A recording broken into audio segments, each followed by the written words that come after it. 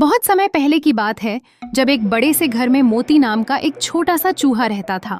मोती का आकार भले ही छोटा था, लेकिन उसकी बुद्धि और चतुराई अद्वितीय थी।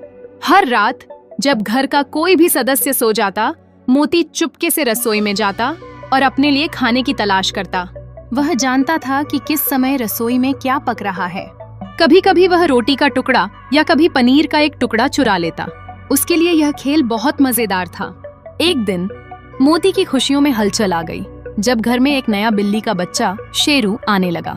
शेरू एक तेज और चतुर बिल्ली का बच्चा था, जिसने मोती की गुप्त योजनाओं पर नजर रखना शुरू कर दिया। मोती अब चिंता में था।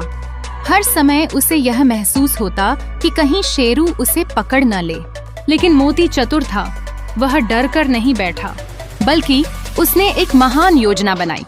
उस रात जब शेरू सो गया, मोती ने रसोई में जाकर एक दूध की कटोरी गिराई। उसने दूध को फैलाकर फर्श पर रख दिया, ताकि सुबह शेरू जब आए तो वह उसे नजरअंदाज न कर सके।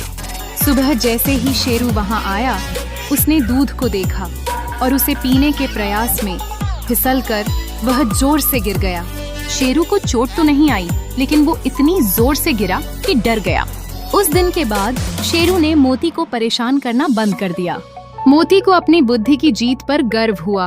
उसने यह सीखा कि समझदारी और चतुराई से किसी भी समस्या का सामना किया जा सकता है। यह कहानी हमें यह सिखाने के लिए है कि चाहे आप कितने ही छोटे क्यों न हो, अगर आपके पास बुद्धि है तो आप बड़ी से बड़ी मुश्किल का सामना कर सकते हैं। इसलिए जब अचानक आपकी जिंदगी में किसी चुनौती का सामना करना पड़े तो डरे नहीं, अपनी बुद्धि और श्रम पर विश्वास रखें। चंपा और मोती की कहानी ने हमें यह दर्शाया है कि अगर आप सही तरीके से सोचें और समझदारी से काम लें, तो किसी भी कठिनाई को पार कर सकते हैं।